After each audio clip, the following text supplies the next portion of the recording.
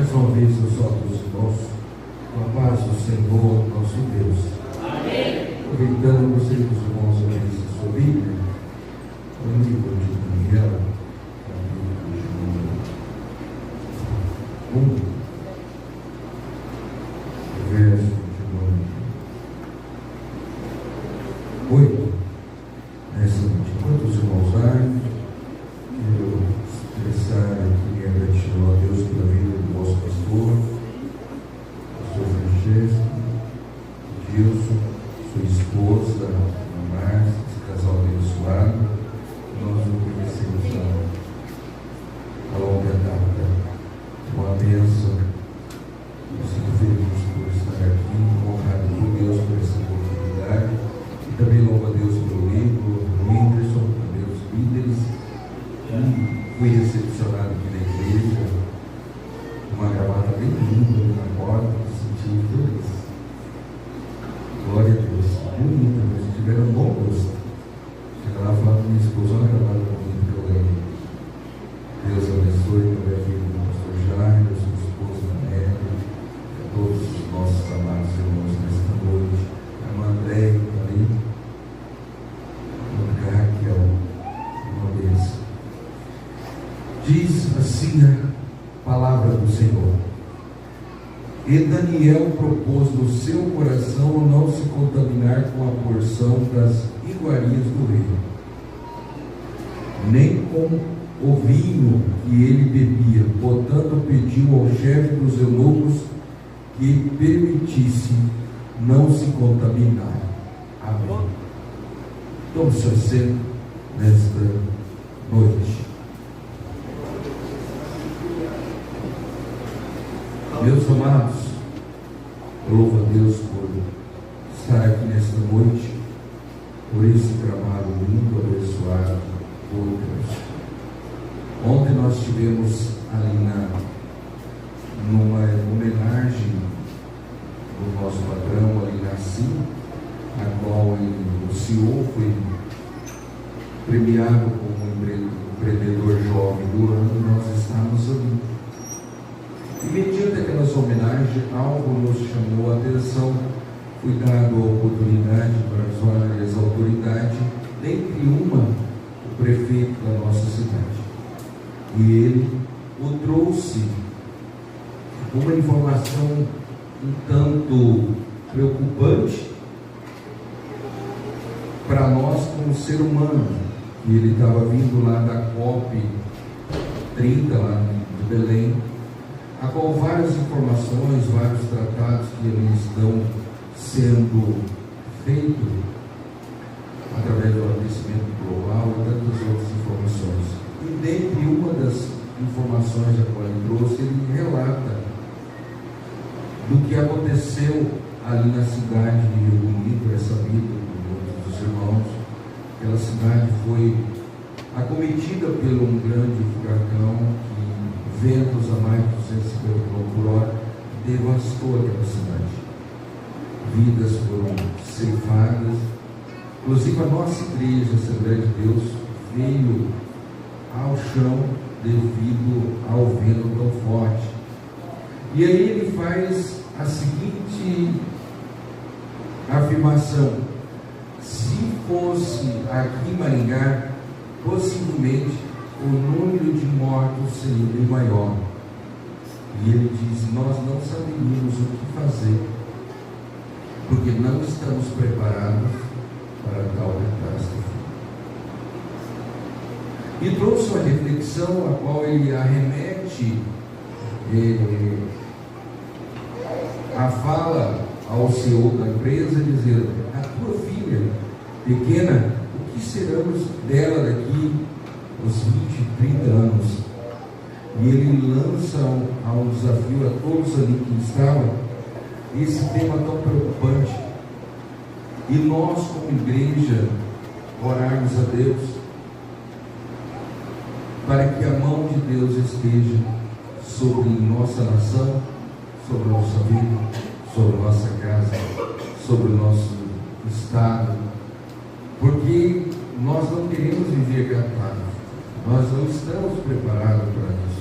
Sabemos que isso foge do controle das nossas mãos, porque vemos na tal magnitude quando que nós imaginaríamos que o Brasil ia passar por isso.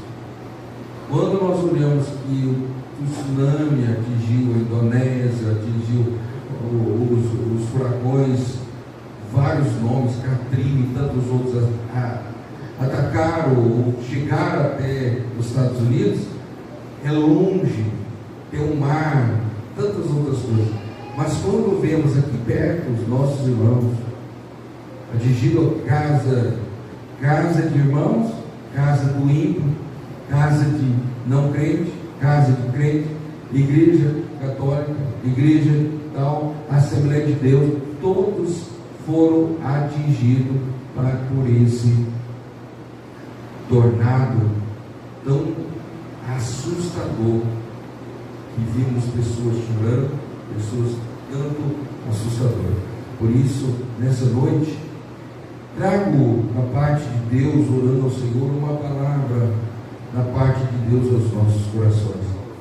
O texto que nós lemos fala de um jovem chamado Daniel, a qual o livro é dado o seu nome. Mas nesse versículo que está entronizado, este leitura que fizemos, olhando ao anterior, os versículos anteriores, o capítulo inicia dizendo: no terceiro ano do reinado do rei Joaquim, houve-se uma invasão, a sitiação do grande rei Nabucodonosor, que entra até Judá, pega o rei, pega jovens e leva cativo até a Babilônia. Perceba que eles ouviam-se que as cidades eram invadidas por esse rei. Eles ouviam que esse rei estava levantando com grande força, com seu exército e com grande poder. Mas agora eles estavam passando por isso. Quando soldados de Nabucodonosor entra até Judá e pega esses jovens, leva escravo, leva até a Babilônia, e chegando na Babilônia, o rei dá um veredito aos seus súditos, que esses moços selecionados, cativos, eram para ficar reservados, treinados, preparados na cultura da Babilônia, no idioma da Babilônia, na ciência da Babilônia. E em meio a este jovem, em meio aos cativos, o livro destaca o nome de 4 jovens: Ananias, Azarias, Misael e Daniel. E quando esses moços estão cativos, perceba que eles estavam levando a vida normal. O texto vai dizer mais à frente que eles faziam parte da nobreza do palácio. Quando diz que fazia parte da nobreza, eles tinham conforto da sua casa, tinham conforto dos seus familiares, tinham conforto de ir e vir. Mas isso foi rompido pelo rei Nabucodonosor. E ao levar para o cativeiro, é retirado deles o direito de ir e vir. É tirado o direito de escolher o que fazer, a hora de levantar, a hora de deitar, o que fazer, porque ali ele se tornou cativo e escravo. Agora ele sai de uma nobreza, ele sai de um povo, teoricamente o povo de Deus, mas isso estava acontecendo pela permissão do próprio Deus, pela desobediência do povo, que já não estava buscando Deus como deveria. Então Deus olha e fala assim: então eu vou precisar falar com vocês. Por que não trazer você para ser cativo? Deus levanta Nabucodonosor com poder, soldados, leva esse povo cativo. Ao chegar na Babilônia, o rei pega, dá as diretrizes para os seus súditos o que fazer com esses moços, treinar eles. Aí o texto vai observar que quando o súdito chega até eles para apresentar o novo cardápio, quem sabe ele gostaria de levantar pela manhã, comer um pãozinho da sua mãe, o leite da mãe, uma margarina. Agora acabou tudo isso. O súdito pega e diz: agora nós vamos entregar algo para vocês. O rei manda dizer o que ele come, os manjares dele, a bebida dele é para dar para vocês. Aí nós olhamos versículo de número 8, quando Daniel olha e diz: coloque em seu coração de não se contaminar. Perceba que Daniel é um jovem que veio de Judá, é um jovem que era do povo de Deus, e ouviu os seus pais os testemunhos de que eles foram tirados do deserto, eles foram tirados de escravo, friaram tanto o poderio que eles tinham.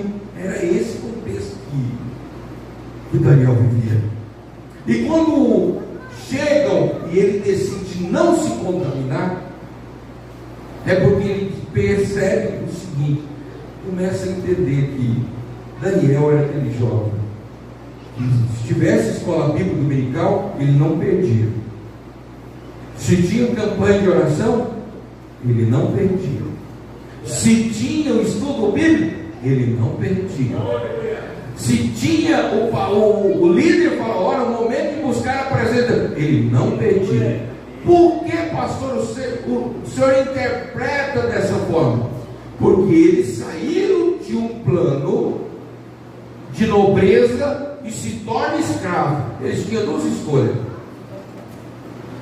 A primeira escolha que eles tinham era ir ser mandado, deixar-se levar, porque eles tinham essa opção. Poderiam dizer: sou escravo, nós estávamos servindo a Deus da nossa forma, somos cativos, então eu não vou, eu mereço então comer aquilo com ele. Estou sendo abençoado, sim ou não? Estou sendo abençoado, estou escravo. Olha que pensa, é Deus na minha vida, tudo que eu orei, tudo que Deus falou, agora estou sendo honrado. Vou comer dos manjares, beber do vinho do rei, quem sabe mais para frente sentar até perto do rei. Não, ele olha e diz: eu decidi a não se contaminar com os manjares do rei. Quando ele diz: eu decidi não se contaminar, ele chama os seus amigos. E ele: vamos fazer uma reunião? O seguinte, nós estamos longe dos nossos pais, não temos mais a congregação nossa, e nós vamos ficar firmes, porque há um propósito de Deus sobre nossas vidas. Quem sabe entre eles fala assim: mas Daniel, será que nós não estamos sendo abençoados? Não estamos sendo abençoados, estamos escravos. Tirou do nosso lar de conforto e levou a nós para uma prova. Estamos em prova. Quando nós olhamos, eu abro um parênteses, arremetendo ao Rio Bonito, os irmãos da igreja, eu não sei o que está acontecendo lá, mas percebo os irmãos que ao sábado, agora, eles não têm igreja para congregar, eles não têm um momento, as casas deles foram levadas pelos ventos. Eles podem, qual é a oração desses irmãos? Qual é o pedido deles fazendo com Deus? Deus, porque eles estão passando por isso. Como um pai que perdeu a sua filha de 14 anos, tem gravado no seu WhatsApp a última mensagem: pai, hoje vai ter churrasco em casa. E o pai não viu mais a filha. Os nossos irmãos de Rio Bonito, qual é a oração deles? Qual é a indagação deles? O que fizemos para passar por isso, Senhor? Mas Deus está no controle. Quando eu saio de casa e venho para a igreja alimentar a palavra de Deus, quando nós buscamos e recebemos da parte de Deus o alimento sólido, eu estou preparado para o vento, preparado pela tempestade, preparado pelas percas, porque entendemos e pregamos que Deus está no controle. Quando eu entendo e aprendo que Deus está no controle, Ele não perdeu o controle. E quando Deus não perde o controle, eu adoro em meio às percas, em meio às lutas. É fácil? Não é. Aleluia! É que estamos vivendo, mas um contexto que é pregar o Evangelho, que é bênção, é prosperidade, é alegria. Deus vai te dar vitória, mas a maior vitória da palavra de Deus é o nosso nome escrito no livro da vida. Aleluia! Glória a Deus! Aí Daniel olha e diz: fomos preparados para passar por essa circunstância. Aí os quatro dizem: estamos unidos. O súdito chega, e quando Aspenaz chega, ele diz: Aspenaz, é o seguinte, nós não queremos os manjares do rei, nós queremos verdura, salada, legumes, de bom tamanho. Aspenaz diz: não posso fazer isso, porque se o rei perceber, ele me deu uma missão, perceber que vocês estão desnutridos, eu corro risco de ser morto, porque o rei não tem duas palavras para ele dizer: mata, matou. Então, não, fica tranquilo, Aspenaz, nós vamos estar melhor. Os dias se passam, a glória de Deus é sobre aqueles meninos, e Deus está olhando. Deus não perdeu o controle, Deus está olhando o que eles estão comendo, a oração dele. Aleluia! Deus está, vou repetir, Deus estava olhando a vida deles, a oração, o clamor deles. Passa-se os dias, é o momento do jovem chegar perante o rei. E o texto vem dizendo que conforme o rei perguntava algumas coisas, os quatro eram dotados de uma sabedoria incomum, uma sabedoria maravilhosa, uma inteligência. Aleluia! Um poder da ciência na mente deles. Aí o rei fala assim: o que tem desses moços? Aí eles, aqueles que vieram cativos, mas eles estão destacando na frente de todos. O rei, é o seguinte, eles estão numa dieta aí que em comum. O tempo vai se passando e a glória de Deus é manifestada sobre eles, até o momento que o rei está deitado e começa a pensar no futuro. Pensa ali, ele é tomado numa visão e tem um sonho, e nesse sonho ele acorda assustado, chama todos os seus adivinhos, chama os conselheiros e diz: eu tive um sonho. Olha só, irmão, como que Deus é lindo. Eu tive um sonho, e é o seguinte: eu quero que vocês falem o que eu sonhei, e interpreta, porque isso está me deixando eu muito preocupado. E ele se reúne e fala assim: o senhor é tão poderoso, tudo, mas como o senhor quer que a gente adivinhe o que o senhor sonhou? Não, vocês vão ter que saber. O bate-papo e a conversa era tão que o rei chegou num ponto: ou vocês revelam o que eu sonhei e me dá a interpretação, ou eu vou matar todos. Não. Se fosse comigo com você ia perder tempo num culto desse para dar pelo menos glória. Deus, tem misericórdia da minha vida, Senhor. Me prepara, me reveste, Senhor, meu Deus, que é isso? A notícia chegou até Daniel. Daniel, o rei, teve um sonho, e se ninguém interpretar o sonho e falar o que ele sonhou, todos vão ser mortos, inclusive nós. Daniel é introduzido perante o rei e pede um tempo. Ô rei, um tempo para mim orar, conversar com Deus. Por certo, Deus vai dar a saída para nós. Ô irmão, Deus dá saída. Quando não tem saída, dobre o joelho. Deus dá saída. Deus faz a saída. Nem que tiver abrir uma água, você passa no meio. Ué, nós temos a Bíblia que diz. Aí Daniel volta orar. Quando Daniel está orando, ele dorme. Deus mostra a Daniel. Com quem Deus está dizendo? Daniel, o que eu vou te mostrar? Eu vou te mostrar, meu filho, o que o rei sonhou. Ele sonhou uma estátua, ele sonhou dessa forma. Ele, olha, a pedra veio, rolou e fez isso, aquilo. A interpretação é essa. Daniel levanta, chama os seus amigos, Ananias, Azarias. Deus é fiel. Eu posso imaginar Daniel contando testemunho para os seus amigos. Aí eles vão até perante o rei. Quando ele chega perante o rei, ele se apresenta. Fala: meu rei, meu senhor, o nosso Deus, o Todo-Poderoso, me mostrou o que o Senhor sonhou. Aleluia! Aleluia! Diga então, filho, o Senhor sonhou com uma grande estátua,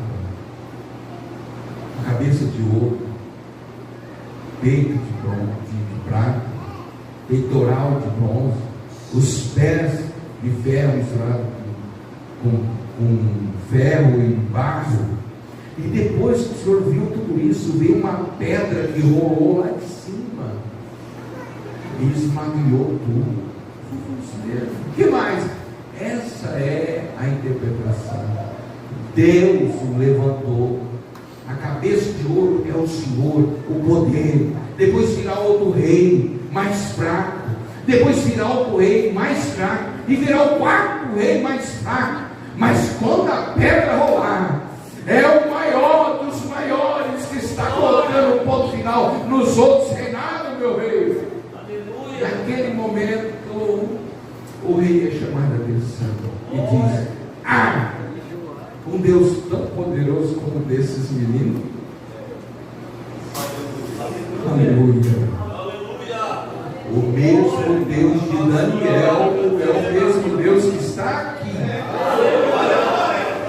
Eu não sei o problema, a luta, a dificuldade, o deserto que você está passando.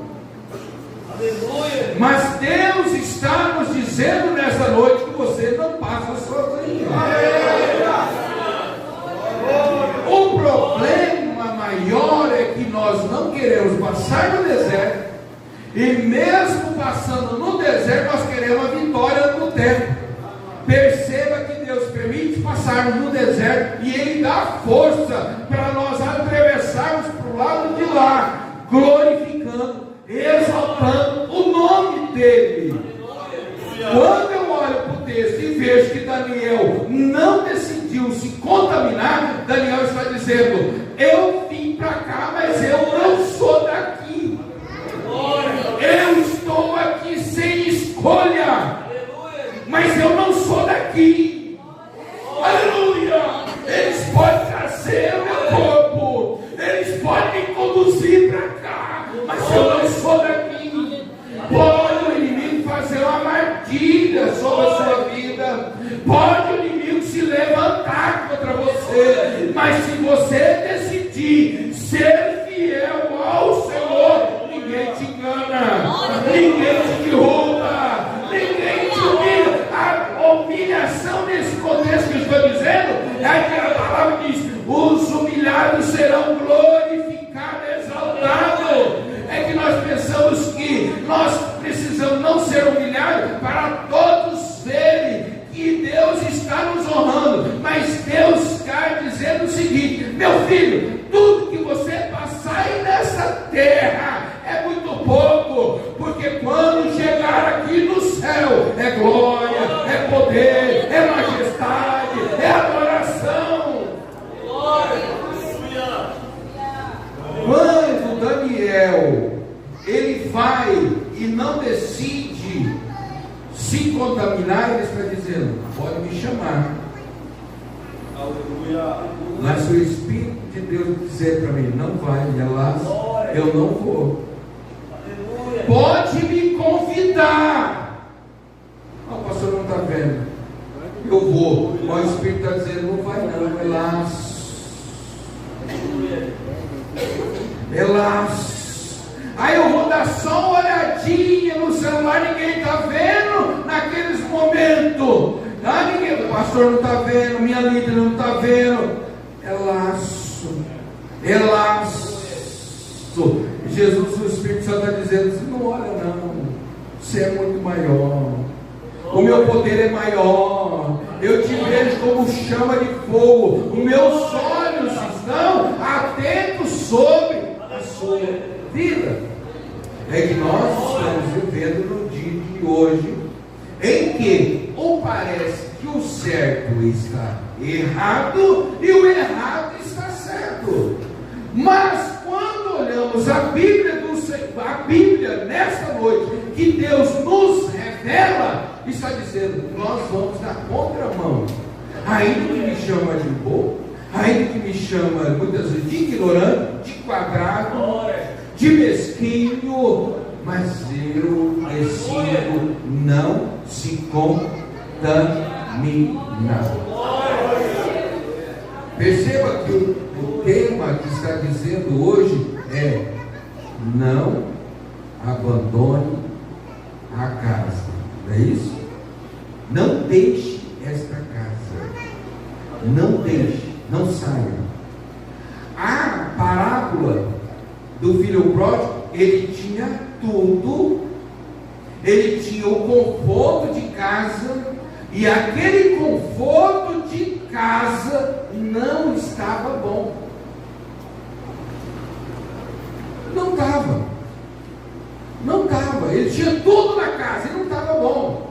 Ele queria ver outras experiências. Esse é o perigo. Tem dois personagens hoje. O personagem de Daniel, que sai de um lugar de conforto sem querer, leva para uma provação, e entre aspas, teria como bonança na comida, mas ele decidiu não se contaminar. Aí tem um outro jovem que está na bonança, está no conforto, mas ele quis sair para a festa, sair para curtir, sair para buscar nova experiência. Duas situações. Aí nós olhamos para os jovens hoje que aqui estão. Em qual escolha você está querendo? A minha vida está tranquila. Eu não vejo que Deus me escolheu. Parece que há umas dúvidas. Eu vou para o culto, saio do culto, vou para casa e algo precisa acontecer. Aleluia. Enquanto você está aqui, muitos jovens estão usando de artimanha para buscar uma felicidade, buscar algo que você tem: a paz do Espírito Santo, o gozo na alma, a alegria de ouvir um cântico e exaltar e glorificar o Senhor, a vontade do Senhor, a glória do Senhor. Ah, pastor, mas se eu tivesse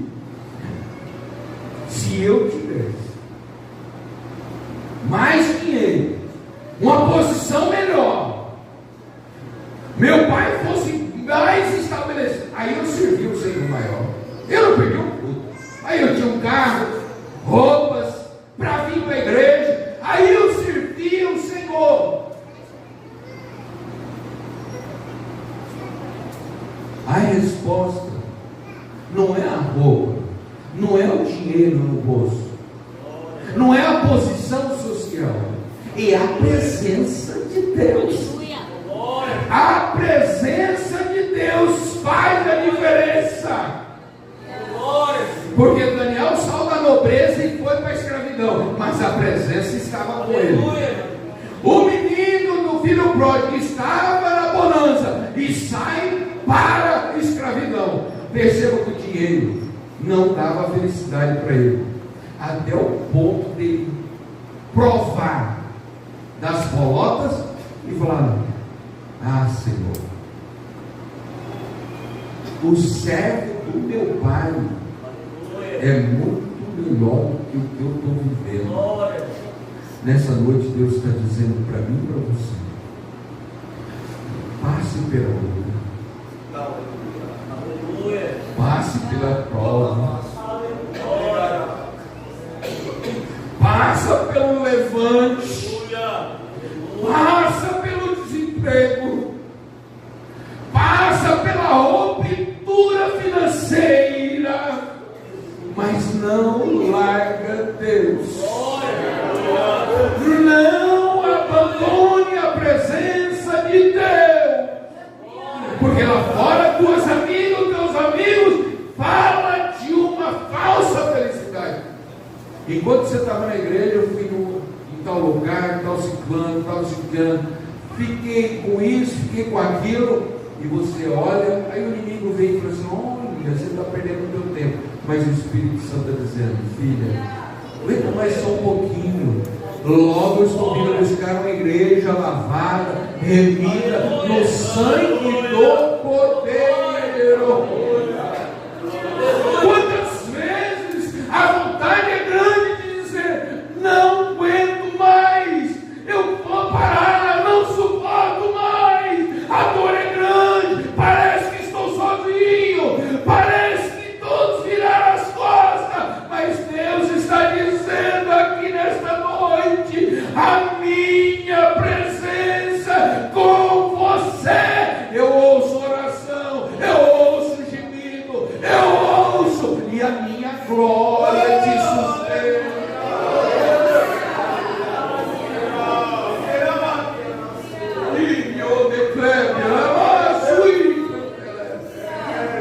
Eu lembro quando ainda chove, nós temos uma afastada, eu e meu irmão da igreja, da presença do Senhor, nós não éramos batizados, e logo que eu voltei para o Senhor, foi bem um ano que eu estava vindo aqui para Maringá. Eu lembro que eu ficava na República, ali na Vila de Esperança, pastor Jair, dava 7 horas da noite no sábado, aí nós íamos para a igreja, eu voltava, acabava o culto, congregando ali na sede, parece que ninguém me via, todos os jovens iam embora e eu ia sozinho para casa, pegava o meu carro, guardava na garagem e entrava para dentro de casa. Celular naquela época não tinha todas essas funcionalidades que tinha, era mais orelhão, e eu entrava, deitava no carpete de casa e começava a chorar. E a minha oração era: Deus, me dá sono. Deus, me dá sono, porque eu quero sair. Estou sentindo sozinho, Senhor. Me dá sono 2 horas da manhã, 3 horas da manhã. E eu falava assim: eu não vou sair, Senhor, me dê sono. Eu dormia deitado, orando, com dor nas costas, com a cara no pó, e levantava do outro dia e falava assim: venci mais uma noite de um final de semana sem estar para a glória do nome do Senhor.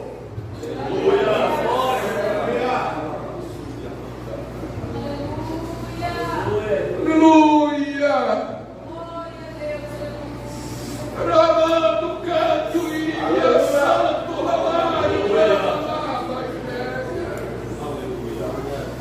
decidi não se contaminar. Aí levantava 7 horas da manhã, tomava um banho, se preparava e ia para a escola bíblica dominical.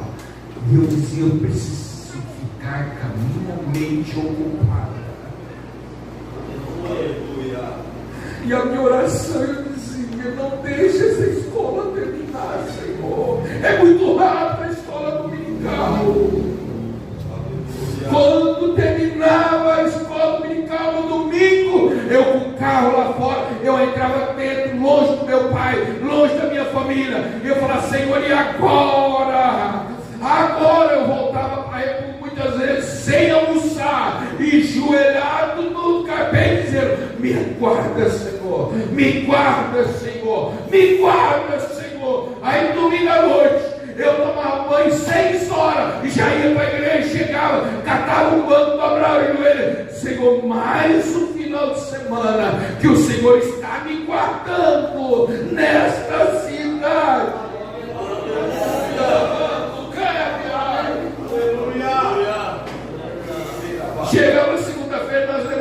3 horas da manhã para ir para o abatedouro.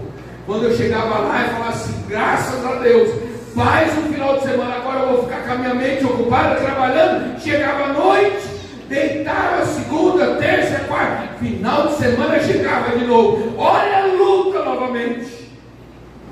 Até eu ser transferido para Foz do Iguaçu. E agora vai melhorar. Aí o que o negócio ficou mais? A república onde que eu mudei, lá em Foz do Iguaçu, na porta da casa onde nós morávamos, Igreja Assembleia de Deus. Eita glória. Só atravessava a rua. Botei uma calça branca naquela época. O ano de 1998. Quando eu estou na porta, acabou a escola, o zinho da Rapa, os meninos que estavam comigo, o vendedor disse, onde você vai? Eu falei, vou na igreja. Mas rapaz, você sai de Maringá e já vem aqui que é igreja. Eu falei, rapaz, é Deus que me guarda. Quando eu chego, pastor, que eu coloco o pé na porta da igreja, e o pastor está pregando, que eu chego na porta, estou lá, uma casa, era uma casa ainda. A casa que construíram, a casa pastoral, o terreno do lado que construiu a igreja, curitibano. E na hora que nós estávamos na casa ali, e eles não fez as paredes, ali era o culto. Pensa na igreja abençoada. Quando eu pisei o pé e estou lá chorando, já chorando, Deus me guarda. Me levanta e joga para cuidar de mim, Senhor, senão não vou aguentar. Rapaz, que eu estava lá e o pastor estava ouvindo. Ele diz assim, diz o Senhor, meu filho, eu te trouxe para esta cidade, para te guardar, para te sustentar e te fortalecer. Aleluia! Ali eu saí dali chorando, fui por orelhão, liguei para minha casa, achei uma igreja para congregar, Assembleia de Deus, e ali foi uma bênção, irmão. Tive várias experiências, dentre uma experiência que está ali. Uma moça levantada pelo inferno. Eu já líder dos jovens. Escute. Chegou no pastor, veio uma missionária da Argentina. Irmão, Deus usava muito aquela mulher. E 5 jovens estavam enroscados, eu era um dos líderes.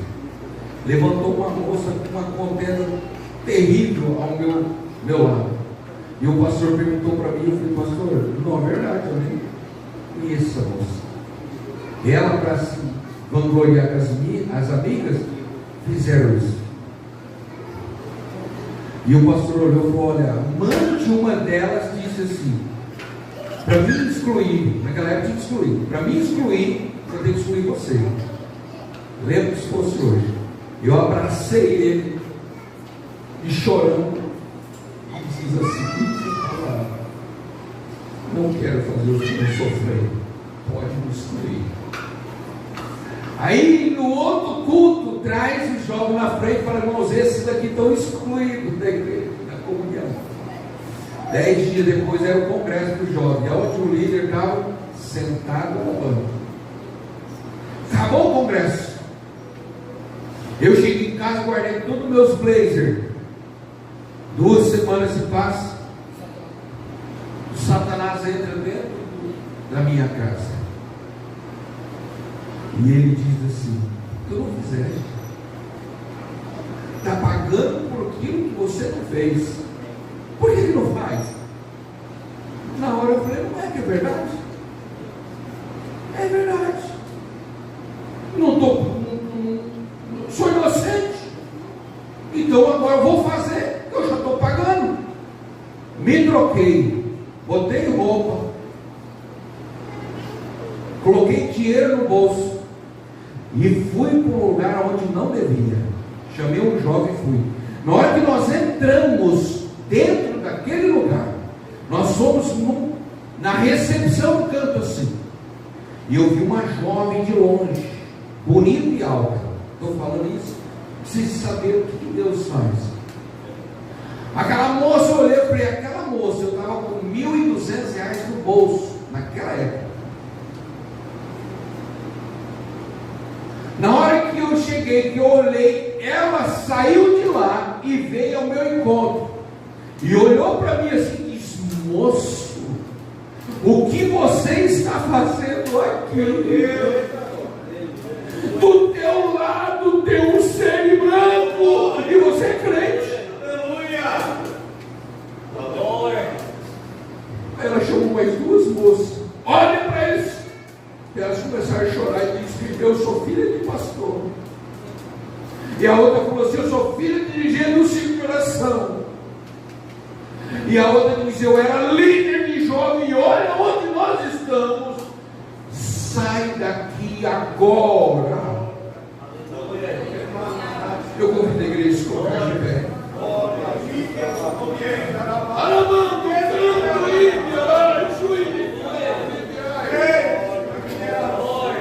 Eu não estou contando experiência de outro, estou contando o que aconteceu comigo. Naquele momento eu comecei a tremer. O moço que estava comigo falou: vamos embora daqui, que loucura é essa? Eu fui para casa, entrei em casa chorando e pedindo perdão para Deus. Passado-se uma semana, o pastor fez uma reunião com os obreiros. Eu nunca tinha visto aquilo, pastor. Convocou os obreiros, me ligou no celular. O celular que eu abria assim, que era da empresa, puxava o fio, quase ia no satélite. E ele falou: onde você está? Eu estou no parque, na Avenida JK, com a filha do vendedor aqui, uma criança no parque.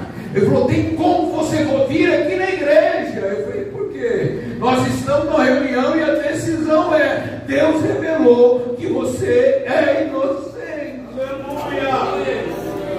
Aleluia! Eu falo: pastor, eu não vou, eu estou ferido. Mas se o Senhor estender a mão para mim, estende para os jovens também. Foi feito. E no outro culto nós somos recebidos em comunhão. Irmão, Jesus começou a batizar com o Espírito Santo os jovens. A glória desceu sobre a igreja. Aleluia.